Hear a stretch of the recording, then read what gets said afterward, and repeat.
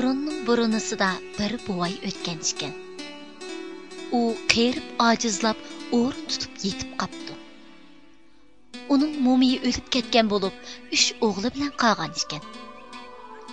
Shuncha yillardan beri yetimlikni bo'lindirmay, jafoliq ishlab ballarni beqib kelgan bu jafokash buvay, o'zidan keyin qolsa, o'g'illarning o'rinlik qilib, o'z kunini ololmay qolishidan ansirab, ballarga mundaq bir vasiyatni qoldiribdi. Ballarim, gapimga quloq solinglar. Ko'rib turibsizlar. Biz boy oila emas. Orallar 2 chorak yerimiz bor. Biz avloddan avlod mushu yerga tayinib hayot kechirib keldik. Bu yerga ota-bobolaringlarning nihoyat ko'p mehnat tari to'kilgan. Bu anglardan anglashimcha, bu yerning ostida tugumas oltin bor ekan. Ayni chog'da kunlarimiz bek boyashat bo'lmasa-mu, har holda qo'sig'imiz, to'q kiyimimiz butun bo'lib, bu oltinga ehtiyojim tushmagachga, men bu oltinlarni izlamagan edim. Bu oltinning aniq o'rnini men bilmayman. Faqat bu oltinlarning shu yerimizning 2 ketman cho'nqurliqdagi yer ostiga ko'milganligini ma'lum. Men o'lgandan keyin agar beshinglar kunchisa shu oltinni izlab topib olasizlar, hargiz qiynalmay kun ko'rsizlar. Mendan sizlarga qoladigan hech qanday miros yo'q.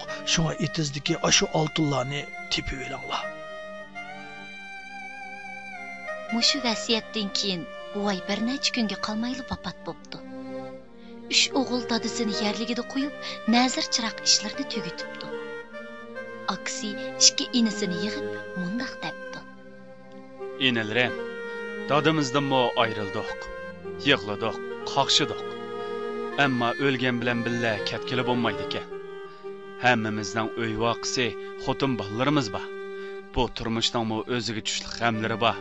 Şuna atamның vasiyeti bo'yicha bu yerni ko'lab oltinni topayli. Qanchalik chiqsa, shunchalik bo'lishayli. Shunday qilib bular ketmanlarni ko'tarishib chiqib, 2 chorak yerning hamma yerini ko'lashga boshlabdi. Bir necha kungacha yerni ko'lab tilg'ib yetibdi. Lekin oltin topilmabdi. Yana bir necha kun ko'labdi. Oltin turmaq bir poch toshmi chiqmabdi. O'g'illarning ko'ngli lassida bo'lib qapti. Oltinni topolmaganligidan tit-tit bo'lishibdi.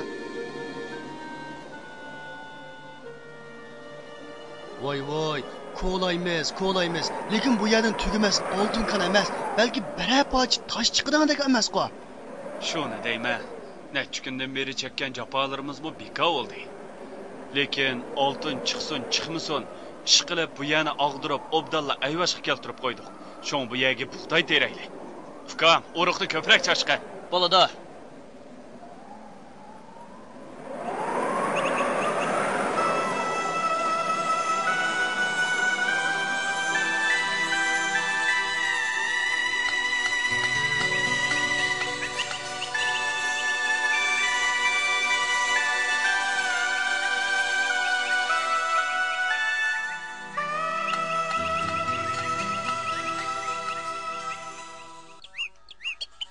Bahar kepti. Bular yani oltin topimiz deb to'la og'dirib, nihoyat yumshatib atganlikdan maysilar ajoyib bo'liq unib chiqibdi. Bug'doy ajoyib o'xshab ketibdi. G'erish bosh ilib, dan chanoqlarga patmay ketibdi.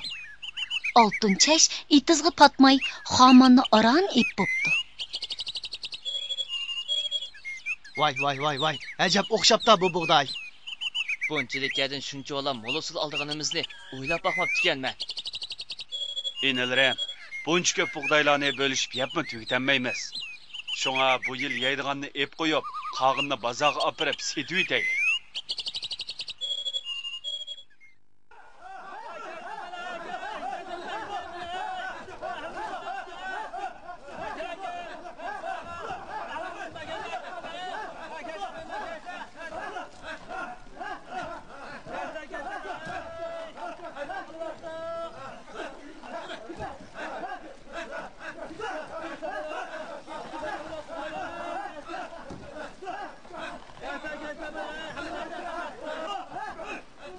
Ular bug'doyni bozorga olib satqil turgan ekan, setib bo'lolmayli qapti.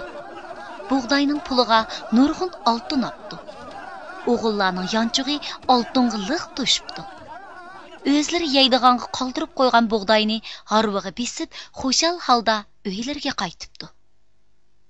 Yo'lda ketib etib, aksi inilariga mundaq debdi.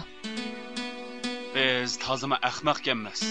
Tugumas oltinni topimiz deb necha kunlab etizga olib yuribdik. Oltin degan mana tepildi emasmi? Dadimizning nim demoqchi bo'lganligini o'z vaqtida tushunmabdik. Yegi ko'mib qo'ygan tayyor oltin yo'qkan, sap tar oqizib, emgak qilsanglar, mush yerdan tugumas oltin chiqdi degani kerak emasmi?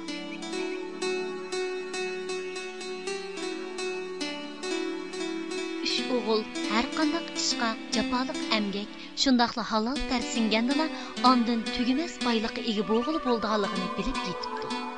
Va el ichiga mundaq bir hikmatli so'zni keng tarqitibdi.